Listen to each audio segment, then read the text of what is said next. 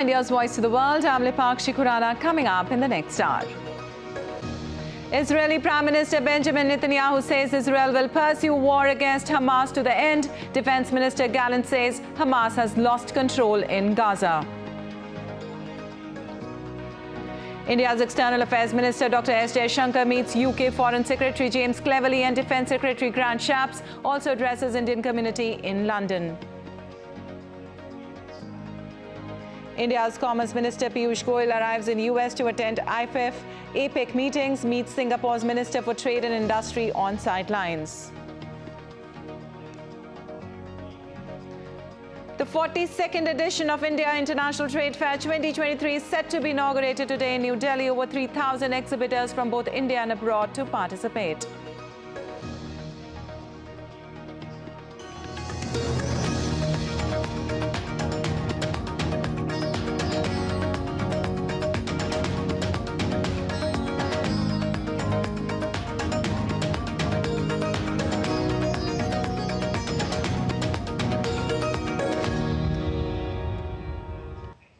Details now. Israeli Prime Minister Benjamin Netanyahu on Monday met with commanders and soldiers of the Caracal Battalion at one of the assembly points near the Gaza Strip fence. During his visit, the Prime Minister thanked the soldiers for their service and asserted that Israel will pursue war against Hamas to the end.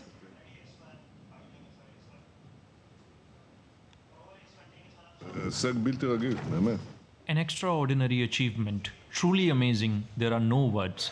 I think that what you have done here, you simply decided the battle here. Men and women soldiers with daring and extraordinary resourcefulness. Well done. This says a lot. To turn the tide from the worst situation imaginable, this says a lot. This is also what we are doing now with the forces that are inside. This is neither an operation nor a round, but a war to the end. It is important to me that you know this. This is not lip service, but from the heart and mind. If we do not finish them, it will come back. No.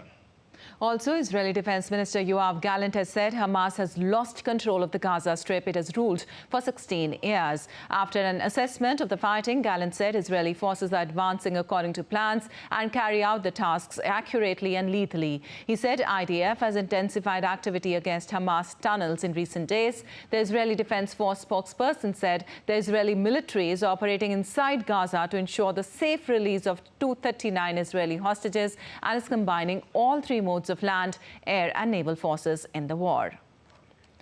Well, this comes as the Israeli military claimed that Hamas was using hospitals for hiding and storing weapons in Children's Hospital basement in Gaza, adding that hostages were also likely to be held there. I went to the hospital with a video camera and personally documented more concrete evidence. The concrete evidence are that Hamas uses hospitals and as an instrument of war. Underneath the hospital, in the basement, we found a Hamas command and control center, suicide bomb vests, grenades, AK-47 assault rifles, explosive devices, RPGs and other weapons, computers, money, etc. And we also found signs that indicate that Hamas held hostages here. This is currently under our investigation, but we also have intelligence that verifies it. Meanwhile, the White House on Monday said that the U.S. is working to get the release of hostages held in Gaza. I've been very transparent about the fact that we have limited visibility into both the whereabouts of the hostages within Gaza and their condition. And I said as recently as yesterday that we have 9 missing Americans, 1 missing green card holder, and I cannot look in the eye and tell you how many of those hostages are still alive. We do have information, and I'll be careful about how I characterize that, about some of the hostages and a notion that there are a substantial number of hostages who are not just alive, but who could potentially be part of a hostage release. But I couldn't give you a number of exactly how many Americans would be included in that. That's something that we will have to work through as we continue these negotiations. And of course, we won't know for certain until we actually get the release of those hostages and they're safely returned to their families. So that's something we're going to continue to work on. Well, the armed wing of Hamas has said they told Qatari mediators that the group is ready to release up to 70 women and children held in Gaza in return for a 5-day truce. Spokesman for the armed wing of Hamas said the truce should include a complete ceasefire and allowing aid and humanitarian relief everywhere in the Gaza Strip. Israel launched its campaign last month to annihilate Hamas, the group that runs the Gaza Strip, after Hamas gunmen rampaged through southern Israel, killing civilians. Around 1,200 people died and 240 were dragged to Gaza as hostages, according to Israel's tally.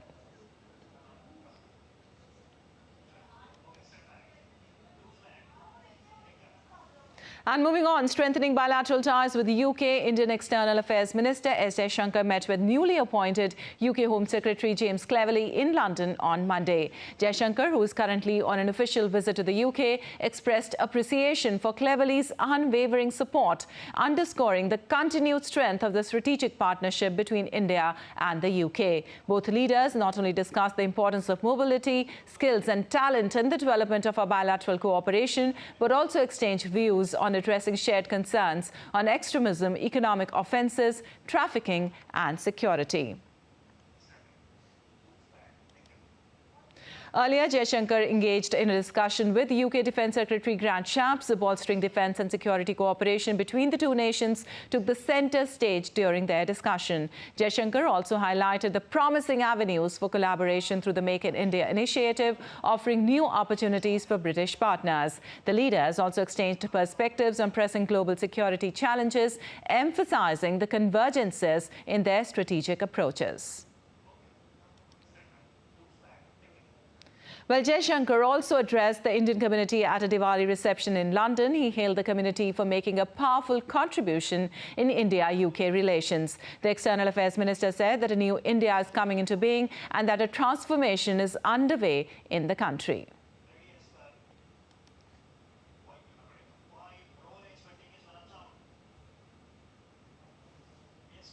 I began by saying the world has changed, our relationship has changed, UK has changed, India has changed. So you may ask me, what has changed in India? You know the answer. The answer is Modi. Initiatives like Beti Padhao, Beti Bachao, initiatives about building toilets for girls, about the Jan Dhan Yojana, the financial inclusion, about building houses, the Awas Yojana. When you see the cumulative impact of all of this on the lives of people, that is the change which is underway in India. And now DD India's Akshay Dongre joins us for more on this. Well, Akshay, External Affairs Minister and Cameron yesterday exchanged views on the situation in West Asia, the Ukraine conflict and the Indo-Pacific. Can you tell us the latest? Well, as far as this particular visit is concerned, what we are seeing right now is a comprehensive review of all the aspects of India-UK relations. We saw Dr. S. Jaishankar, the Foreign Minister of India, went and met James Cleverly, who was the former Foreign Secretary of the UK and now has taken charge as the Home Secretary. We saw that Dr. S. Jaishankar has also met David Cameron. He has met the former Prime Minister of UK, Tony Blair, and he is also meeting the Defence Secretary and, in fact, touching upon each and every aspect of the bilateral relations, be it the defence ties between India and UK. What we are seeing is growing cooperation as far as the strategic matters are concerned of geopolitical importance between these two countries, as we have seen that Ukraine, which is of high importance to the UK, that was discussed, that came up for discussions as far as the situation, current ongoing situation is concerned.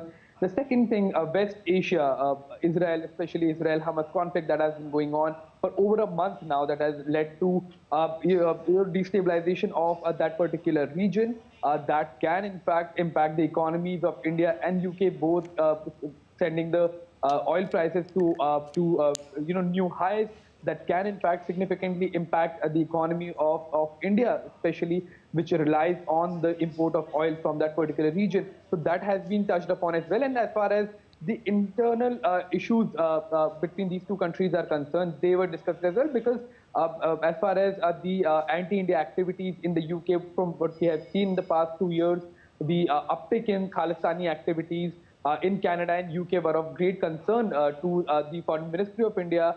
What we have seen as far as the attack on the Indian High Commission in London, all of that has been a concern for the government. So that has been touched upon as far as the meeting with the Home Secretary is concerned.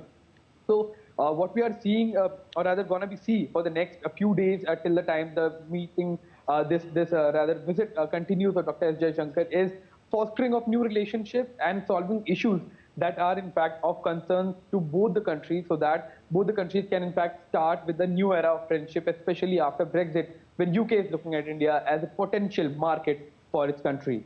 Back to you. All right, Akshay. India and UK have also been negotiating a free trade agreement since January last year with a target to significantly enhance bilateral trading partnership. Many rounds of negotiations have already occurred. Is any deal expected soon? Well, for a deal on FTA to be expected, we would have the Commerce Minister as well in the UK, because he will be the primary authority to in fact review any sort of final negotiations. So as of now, yes, some sort of background work in that direction certainly may be on the cards. That has not yet been announced by the Foreign Ministry, but as far as this five-day visit is concerned, while the UK and India, every aspect of UK and India relationship is being reviewed by our Foreign Minister who's there in London, we can certainly expect some sort of groundwork to be done in that direction. However, this visit of Dr. S. Jaishankar, that is of 5 days, that is in fact touching on every aspect, will certainly mean that the FTA will be discussed and some sort of progress will be made. However, a final deal to be announced as of now, that there is unlikelihood of that, but certainly some groundwork can be laid down for that deal to be announced soon, as far as the involvement of the Commerce Minister and the Commerce Secretary of UK are concerned in the nearby future.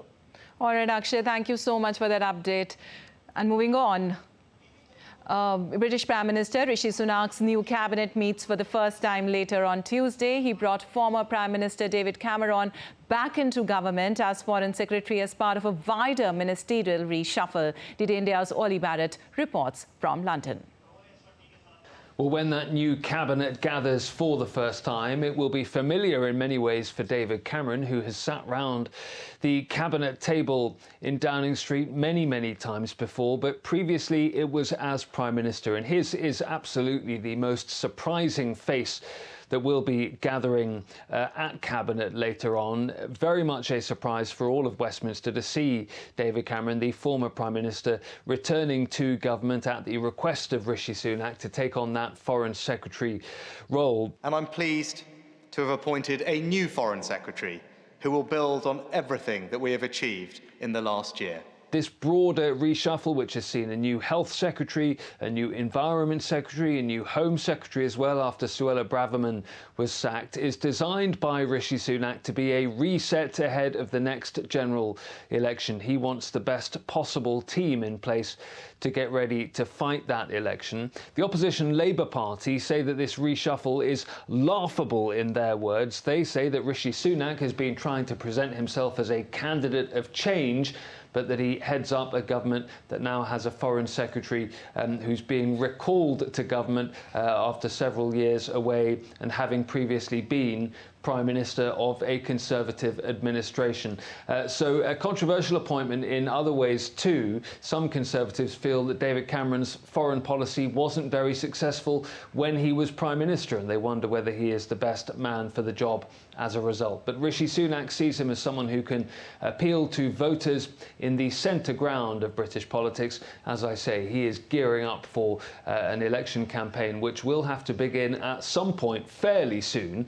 The next election in the UK has to be called by January 2025, but could be earlier than that. And still to come on DD India News Hour. As press reports reveal justices are accepting lavish gifts, US Supreme Court adopts first code of ethics.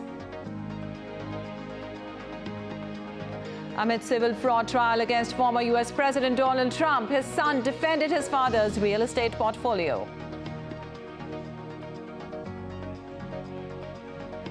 Much-awaited global treaty to combat plastic pollution in formation at the United Nations Environment Programme headquarters.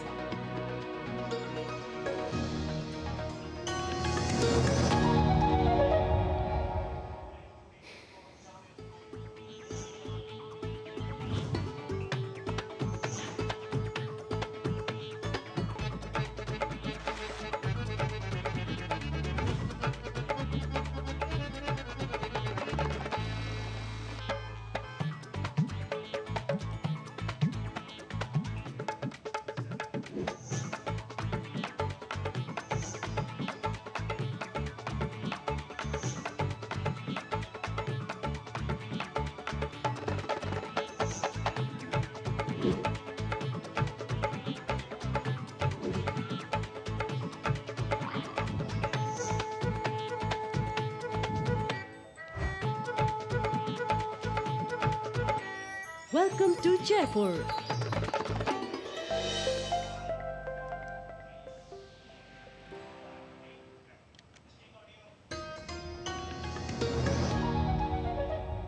Welcome back. You're watching DD India News. I'm Lipakshi Khurana, and moving on. India's Union Minister for Commerce and Industry, Piyush Goyal, has held bilateral meetings on the sidelines of the Indo-Pacific Economic Framework in the U.S. city of San Francisco.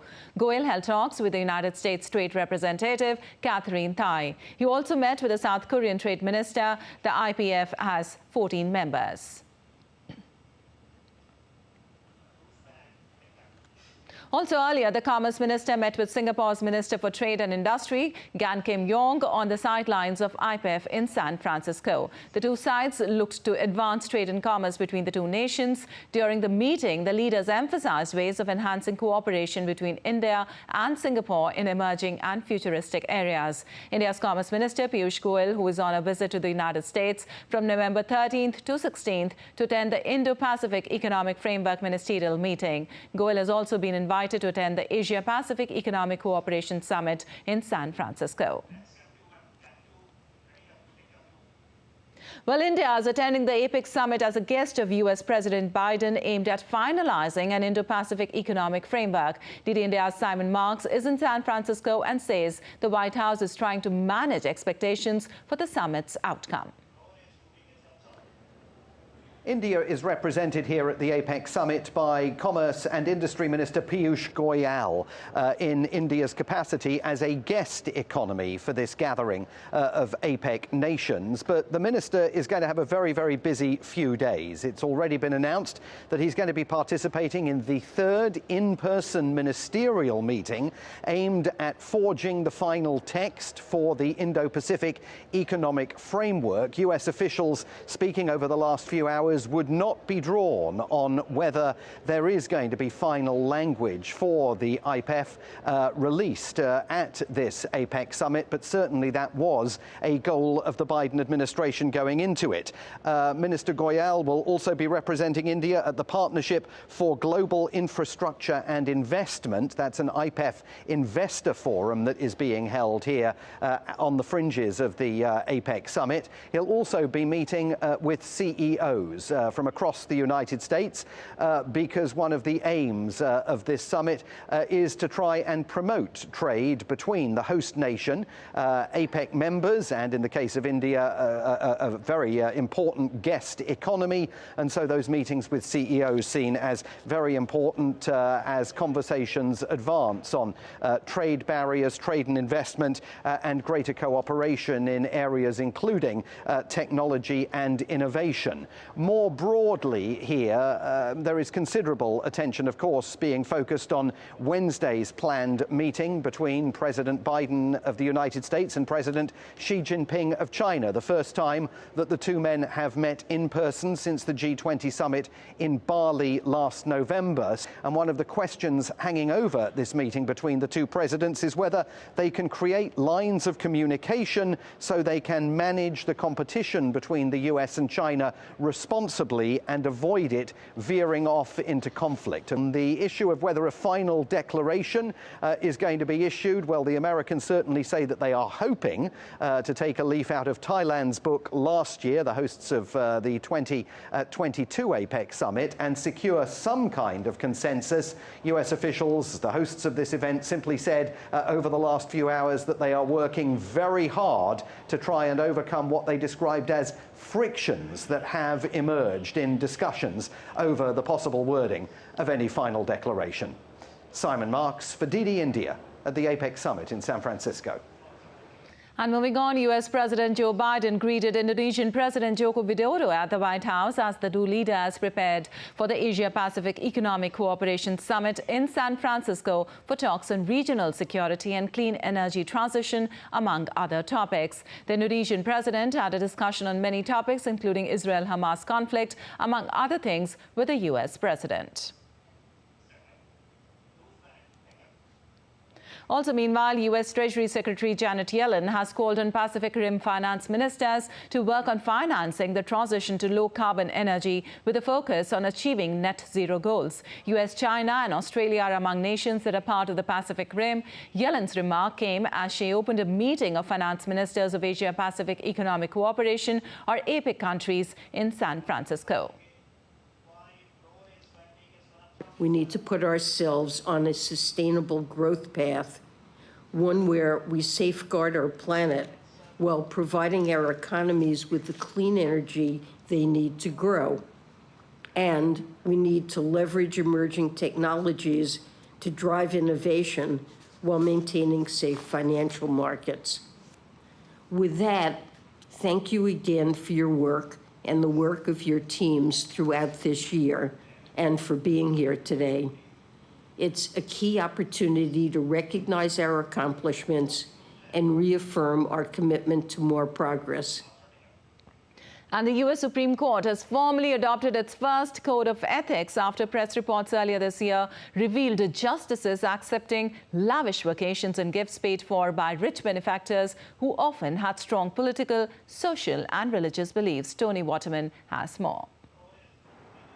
In a brief statement released alongside this new code of conduct, the justices said that the rules are in fact not new at all, that the principles have always governed the court's conduct. Included in the code are 5 canons of conduct requiring justices to refrain from political activity and to uphold the independence of the judiciary, which includes not allowing family, social, political, financial, or other relationships to influence official conduct or judgment. But the justices failed to explain how exactly the code will work or who will enforce it. Now, it may be hard to believe, but the U.S. Supreme Court has never had to adhere to a code of ethics, even though just about every other judge in the United States does. Instead, the Constitution says Supreme Court justices can serve as long as they exhibit good behavior. But what constitutes good behavior has been thrown into question after a series of media reports raised concerns about the influence inside America's highest court. ProPublica reported that conservative Justice Clarence Thomas never disclosed lavish vacations and tuition paid for by a Republican mega donor. Justice Samuel Alito never disclosed a paid-for luxury trip to Alaska with another conservative donor, while the Associated Press alleges that liberal Justice Sonia Sotomayor's staff prodded public institutions to buy her books, works that have earned her millions of dollars. The reports, alongside controversial rulings in the past few years, including the overturning of abortion rights in the U.S., have tarnished the court's reputation. And a recent Gallup poll found that public trust and approval in the court is near record lows. In Austin, Tony Waterman reporting for DD India. And moving on, former U.S. President Donald Trump's son, Donald Trump Jr., defended his father's real estate portfolio during a civil fraud trial. Trump and 2 of his sons have been accused of inflating his net worth by over $2.2 billion to secure better financing. The lawsuit by New York Attorney General seeks at least $250 million in damages, as well as restrictions that would bar Trump and his sons from state's real estate industry. Donald Trump Jr. accused the authorities of carrying out a witch hunt against his family. His father is one of the President Joe Biden's main challengers in the 2024 polls. But it doesn't matter because it's a witch hunt. It always has been. But the precedent that it sets for New York business, if you don't perhaps donate to Letitia James' re-election campaign, I too will go after your billion-dollar transactions. It's ripe for extortion and corruption, but that's what you get from the Democrat Party in New York these days. Well, over 2,000 delegates are gathered at the United Nations Environment Programme headquarters in Nairobi to forge out a global treaty to combat plastic pollution. But while there's consensus that a pact is needed, there's bound to be differing views on what should be included in the document. India's Isabel Nakaria reports from Kampala. Around 60 nations are seeking rules to reduce the use and manufacture of plastics made from fossil fuels. Last year, more than 170 countries agreed to have a UN treaty to stop plastic pollution. Many environment groups have backed the idea, but plastic-producing countries, including the US, while less developed countries are worried the pact may affect their economies still earning from production of plastic. The negotiations are expected to be heated as nations debate on what should make up the policy. On Saturday, hundreds held a demonstration on the streets of Nairobi to rally support on cutting down the amount of plastic produced. Environment campaigners warn plastic pollution could double in the next 20 years. Only 10% of plastic is recycled, while millions of tons are dumped in the environment, including water bodies. Isabel Nakiria in Kampala, reporting for DD India. Well, roads near Grindavik in Iceland were closed to the public due to a potential volcanic eruption. Almost 4,000 people were evacuated from the town, fearing molten rock could hit the coastal town and a geothermal power station. The town experienced ground shaking, road cracking and structural damage. The Reykjanes Peninsula in southern Iceland has been a hot spot for volcanic activity since March 2021, when lava fountains erupted from a fissure in the Fagradalsfjall volcanic system. In August 2022, a 3-week eruption occurred, followed by another in July 2021. And now let's take a look at other stories making news around the world. Gyosne's auction house is set to host an online auction on December 14th, featuring over 30 lots from the 20th century, including Elvis Presley's 6th grade report card and Bob Dylan's first album master recordings. The auction includes a handwritten note from President John F. Kennedy, Elvis Presley's 6th grade report card, and an unopened copy of the Beatles album. Other items include personal items from author Henry Miller, a Yankees World Series ticket stub, and a 1915 Coney Island carousel house. Joby Aviation, an electric aircraft manufacturer, has successfully launched its first electric air taxi flight at the downtown Manhattan heliport in New York City. The company, in partnership with Delta Airlines, aims to offer fast, emissions-free journey and reduce helicopter noise impact. The company plans to begin commercial passenger services in 2025 and has received FAA certification for flight testing. Britain's King Charles III turned 75 on Tuesday, November 14th. King Charles III, born in 1948, became king on the death of Queen Elizabeth II in 2022. He was educated at Cheam School, Gottenstone School and Trinity College. Charles married Diana Spencer in 1981. Charles was anointed and crowned on May 6, 2023, making Britain's biggest ceremonial event for 7 decades. The Archbishop of Canterbury placed the 360-year-old St. Edward's crown on Charles' head in Westminster Abbey. And a lion named Kimba escaped from an Italian circus and was on the loose for 7 hours before being sedated with an aesthetic dart. Local authorities are investigating how the lion managed to escape its metal enclosure. Mayor Alessandro Grando plans to ask council experts to check if there are legal grounds to revoke circus permits in Ladispolo. And still to come on DD India News Hour. Rescue operations underway in under-construction tunnel collapse in the Himalayan state of Uttarakhand for the 3rd day.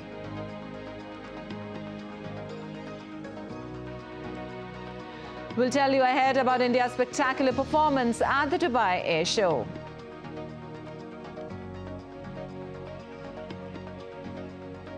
And World Diabetes Day today to spread awareness on diabetes prevention and treatment.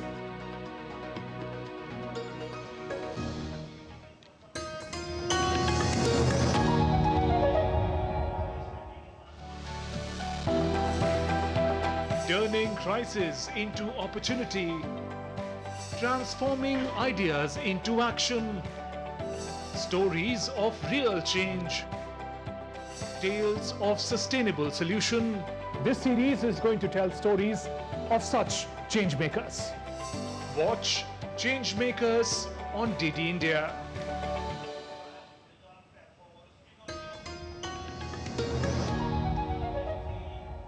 Welcome back. You're watching DD India News. I'm Lipakshi Khurana, and time now for a quick recap of the headlines.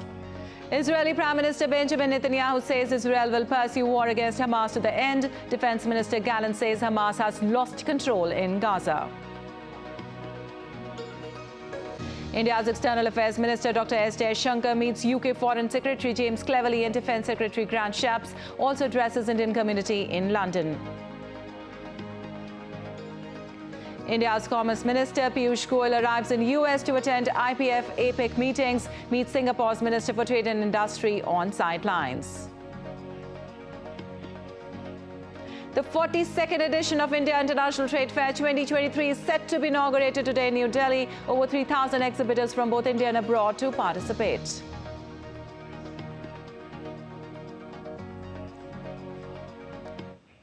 Well, moving on, the European Union's foreign ministers met in Brussels on Monday to discuss the situation in the Middle East and the support for Ukraine. While ramping up diplomatic pressure for pauses in the fighting, the ministers set out the EU's vision for what the future of peace for Middle East could look like. Alex Cardier reports from Brussels. European Union member states have started to try and imagine what a lasting peace in the Middle East could look like after this latest war between Israel and Hamas in Gaza. But agreeing the first step towards that peace remains a challenge. Some member states have started calling for a ceasefire in Gaza. Last week, French President Emmanuel Macron joined the ranks of European leaders, going beyond a call for pauses, opting instead to call for a full ceasefire. Others, like German Foreign Minister Annalena Baerbock, aren't convinced yet. Minister Baerbock said too many questions about how a ceasefire could or would be enforced remain. Nevertheless, the assembled ministers set out 6 points for a lasting peace between Israel and Palestine. The plan includes 3 no's: no to the forced displacement of Gazans, no reduction in the size of Gaza, and no to the return of Hamas. It also includes 3 yeses: yes to Gazans being involved in the solution, yes to a single authority for all Palestinian territories, and yes to more EU involvement. The ministers also continued their work on supporting Ukraine. The EU's top diplomat, Josep Borrell, said that Ukraine remains the EU's top priority and that the Union would continue to work out a way to ensure long-term support for Ukraine. The meeting will now be followed by the EU's defence ministers meeting in Brussels on Tuesday. The situation in the Middle East and Ukraine will of course both be on the agenda, as will a new plan for a European rapid deployment force. 5,000 troops from around the EU who would stand by to respond to crises around the world at a moment's notice. A force which EU leaders are understandably eager to have up and running. Alex Cardier in Brussels reporting for DD India. Well, Bangladesh is facing its worst dengue outbreak ever due to climate change. With the monsoon season lasting longer and temperatures rising, disease-carrying mosquitoes are thriving. There have been reports of 1,476 deaths and over 100,000 infections. There has been a 5-fold increase in deaths this year compared to previous years. Hospitals are struggling to keep up. There is no vaccine or specific drug to treat dengue, so early detection and proper medical care are very crucial. And Indian Ambassador Sanjay Sudhir emphasized India's role at the Dubai Air Show, highlighting the participation of the Sarang display team and LCA Tejas. Sudhir stressed the significance of defense engagement in the strong strategic partnership between India and the UAE, expressing satisfaction with progress since 2017. He noted the Dubai Air Show as a platform solidifying their multifaceted relationship, citing achievements in various aspects, including defense engagement. India's presence at the premier aerospace event underscores its commitment to excellence and innovation in aviation. India is participating in Dubai Air Show this year in a big way. 2 of our indigenous aircraft, Sarang helicopter, as well as LCA Tejas, are participating. Both are doing air display.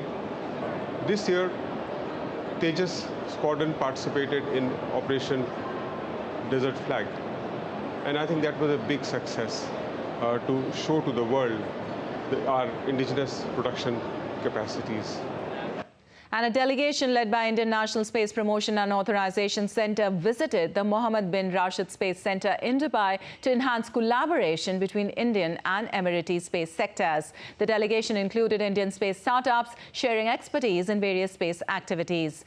In space, updated MBRSC on recent space sector reforms in India, empowering the private sector. MBRSC provided insights into their space programs, expressing optimism about collaboration. And India's capital city of New Delhi is all set to host the biggest ever international trade fair at the newly redeveloped Pragati Maidan complex. Thousands of participants from several countries are likely to visit Delhi for the mega event. Take a look at this report by DD India's correspondent Debyendu Mundal. After the successful completion of the G20 summit in September this year, Delhi is once again gearing up to host another mega event at the newly redeveloped Pragati Maidan complex. This time, Delhi is all set to host the biggest ever 42nd edition of the India International Trade Fair. The theme, Vasudhaiva Kutumbakam, United by Trade.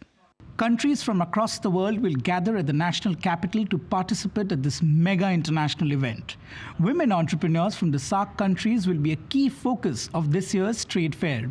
SAARC countries like Bangladesh, Sri Lanka, Afghanistan, Maldives, Nepal and Bhutan will also set up pavilions to showcase their best products and businesses to the world. Other countries like Turkey, Qatar, Bahrain will also be major participants at the International Trade Fair. The mega event is scheduled to be held between the 14th and the 27th of November this year. More than 1 million people are expected to visit this international trade fair this year. Spread over 1 lakh square meters, the 14 halls of the swanky Pragati Maidan complex will showcase businesses and innovations from across the world. At home, states like Bihar, Jharkhand and Kerala will be the partner states for this edition of the International Trade Fair, while states like Uttar Pradesh, Delhi, Jammu and Kashmir and Maharashtra will be the focus states. Not only this, visitors and participants will also have an experience of cuisines from across 30 states of India at the mega open food zone at the trade fair. This mega 13-day event in the national capital has already started creating a buzz amongst the business communities from across the world. And the event will further enhance India's image at the world stage. Dibyendu Mondal's report for DD India. And now let's take a look at other stories making news today.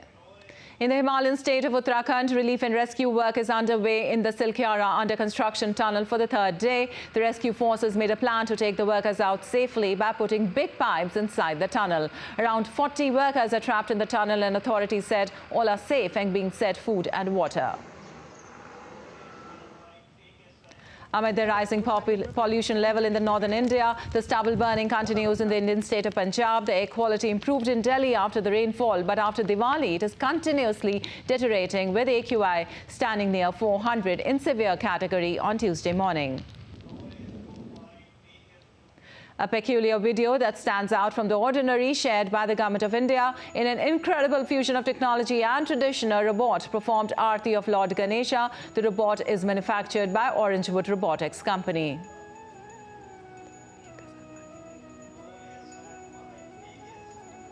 Indian Border Security Force intercepted a suspected drone coming from Pakistan to the Indian territory Firozpur in Indian state of Punjab. BSF troops immediately reacted to stop the misadventure by using counter-drone technology along the border.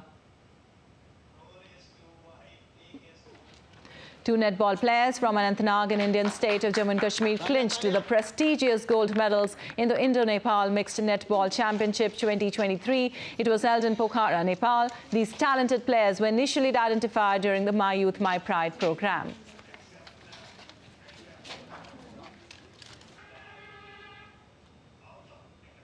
And today is World Diabetes Day. As more and more people are diagnosed with a health condition across the world, this day is used to spread awareness on diabetes prevention and treatment.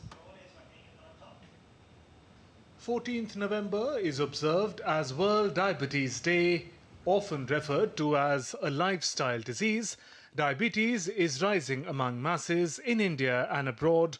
Diabetes is a disease that occurs when your blood sugar is too high, your body doesn't make enough or any insulin or doesn't use the insulin properly. 30 साल की उम्र में ही Get blood glucose tested by the age of 30. If you have risk factors like obesity and heart disease, take steps to prevent diabetes. Work on improving your lifestyle. Have regular and balanced diets. Consume more salad, vegetables and proteins. Avoid refined and processed food. Practice a minimum of 30 to 40 minutes of walking or exercise. Do exercise, swimming, yoga and dancing to burn calories. Avoid smoking and alcohol. World Diabetes Day provides an opportunity to raise awareness of diabetes as a global public health issue and what needs to be done collectively and individually for better prevention, diagnosis and management of the condition. Kiran Bharadwaj's report for DD India.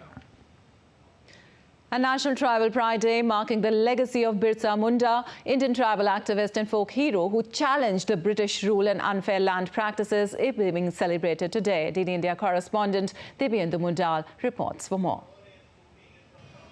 On 15th of November every year, India celebrates the National Tribal Pride Day, a day where tribal leaders are paid respect throughout the country. This year, Prime Minister Narendra Modi will be visiting Ranchi and will also visit this very same museum where Birsa Munda, a tall tribal leader who is also regarded as one of the tallest of all the tribal leaders in India, has sacrificed his life here fighting the British. Behind me is the tall 25-feet statue of Birsa Munda inaugurated by Prime Minister Narendra Modi in 2021. He will be visiting this place where he will be paying floral tributes to the great man.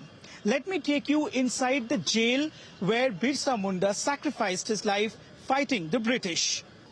This prison, which has now been converted into a museum, showcases the tribal life and culture through various models that have been depicted here. Visitors coming from across the country who wants to learn and witness how tribal culture in Jharkhand and Chhattisgarh is showcased here at this prison. Remember, this prison functioned as a prison till 2010, after which it was converted into a museum.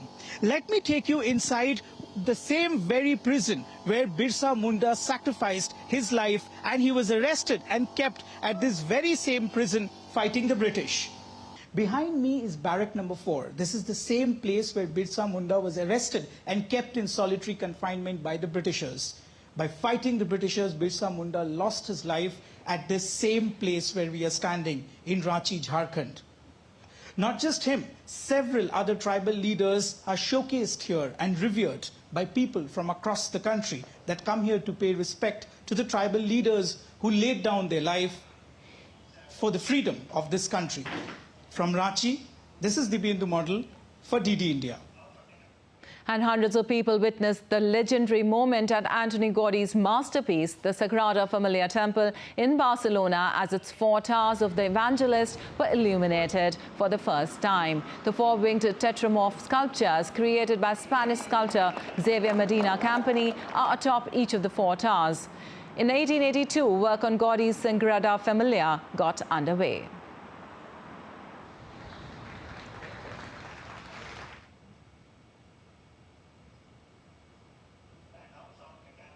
And still to come on DD India News Hour. Amid US credit rating downgraded last week, investors show caution.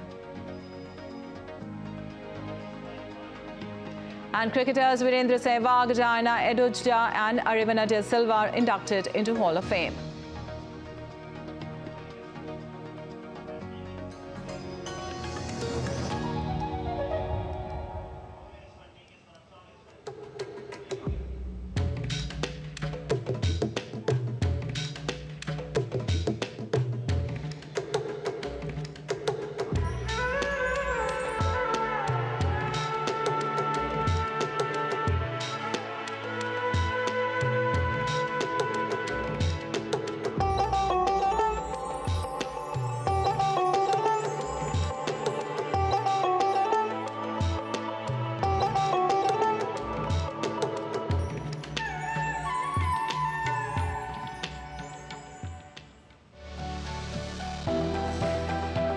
Turning crisis into opportunity, transforming ideas into action, stories of real change, tales of sustainable solution.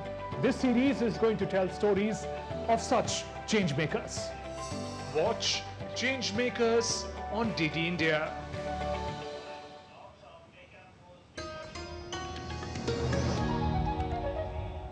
Welcome back. You're watching DD India News. I'm Lipakshi Khurana, and moving on, Asian shares inched up on Tuesday in cautious trading ahead of a crucial U.S. inflation report that could heavily influence the Federal Reserve's policy outlook, while the fragile yen flirted with one-year lows, putting it back in the intervention zone. MSCI's broadest index of Asia-Pacific shares outside Japan was 0.49% higher, while Tokyo's Nikkei gained 0.36%.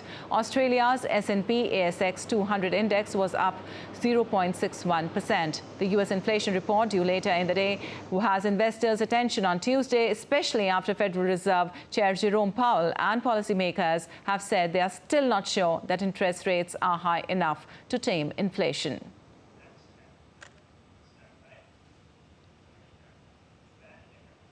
Also in U.S., investors are cautious after the U.S. credit rating was downgraded last week, with a possible government shutdown looms this weekend. And key inflation data is due to be out this week. DD India's Sally Patterson has more from New York. Investors this week have their eyes on the upcoming US Consumer Price Index report for October, which is due out on Tuesday. Economists expect core CPI growth, which strips out food and energy, to remain steady at 0.3% month over month. This key inflation data could give an indication of what the Federal Reserve might do at their next rate decision in December. Fed Chair Jerome Powell has said he wouldn't rule out a rate hike. Also coming up this week, the producer price report for October and October retail sales data, which should offer clues about consumer health. Investors are also digesting last week's decision by Moody's Investors Service to lower its US credit rating outlook from stable to negative. The ratings firm cited the nation's worsening fiscal position and political polarization for the downgrade. At the close of trading Monday, the Dow was up 0.2%, the S&P was flat, and the Nasdaq ended down 0.2%. Sally Patterson in New York, reporting for DD India. And on to some sports news now. The International Cricket Council has named 3 cricketers to its Hall of Fame: legendary Indian opening batsman Virendra Sehwag, Diana Adalji, a trailblazer of Indian women's cricket, and Sri Lankan superstar Aravinda De Silva. The 3 legends will be honoured during the ICC Men's Cricket World Cup semi-final between India and New Zealand at the Wankhede Stadium in Mumbai. The International Cricket Council on Monday announced the cricketers inducted into the ICC Hall of Fame as the class of 2023. Former ICC ODI World Cup winners Aravinda De Silva and Virendra Sehwag have been inducted as part of class of 2023, along with pioneering Indian women's cricketer Diana Adalji. De Silva, Adalji and Sehwag will join as inductees number 110, 111 and 112. De Silva enjoyed a 19-year international career for Sri Lanka, notably playing a starring role in their memorable run to victory at the ICC Cricket Men's World Cup in 1996. Upon his induction, De Silva said, "This achievement is a tribute to the dedication, sacrifice and love that have shaped my cricketing journey. My family, my parents, my sister, my wife and children are my anchor and deserve the deepest thanks for their unwavering support and sacrifice which have propelled me towards success." Adalji becomes the first Indian female inducted into the ICC Hall of Fame. She had a 17-year-old long international playing career and played pioneering role in establishing the most successful domestic team in Indian women's cricket history. Adalji said, "It indeed is a great honor to be the first Indian women's cricketer to be inducted and join a galaxy of cricketers, male and female, from across the world. I am delighted to be considered for this award. It is not only a proud moment for me, my family and friends, but also for BCCI and Indian women's cricket team." Sehwag was also a pivotal figure in the World Cup winning campaign for India back in the year 2011, and his record-breaking career spanned for 14 years and over 17,000 runs in international cricket. Sehwag said, "I would like to thank the ICC and the jury for inducting me with this honour. I feel extremely grateful for having spent a great part of my life doing what I loved most, hitting the cricket ball." Sehwag scored a total 23 Test centuries during his illustrious career, the 5th most by an India men's player, with his highest score of 319 against South Africa in Chennai in 2008, the best of any Indian player ever. Sehwag totaled 8,273 runs for India in 50-over cricket, and his 219 against the West Indies in Indore in 2011 remains the third highest score achieved by any men's player at ODI level. Sports Desk, DD India. And news just coming in, Indian Commerce Minister Piyush Goyal visited Tesla's state-of-the-art manufacturing facility at Fremont, California today. In a social media post, the minister said he was extremely delighted to see skilled Indian engineers and finance professionals contributing to Tesla's incredible quest to revolutionize mobility in senior roles. He noted that Indian auto component suppliers are becoming more and more significant in the Tesla EV supply chain. It is en route to double its imports of Indian components.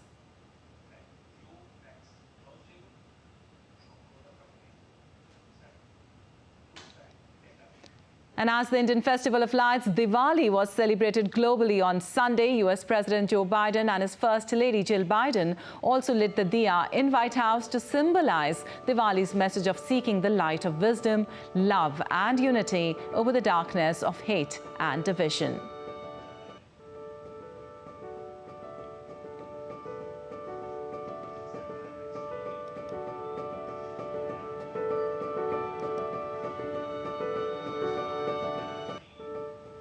Well, that's all for this edition of DD India News Hour, but let us know your thoughts on the news of the day. You can connect with us on Facebook, X, formerly known as Twitter, and Instagram. We'll be back with more news as it breaks here on DD India. I'm Lipakshi Khurana from all of us here in Delhi. Thanks for watching DD India News Hour.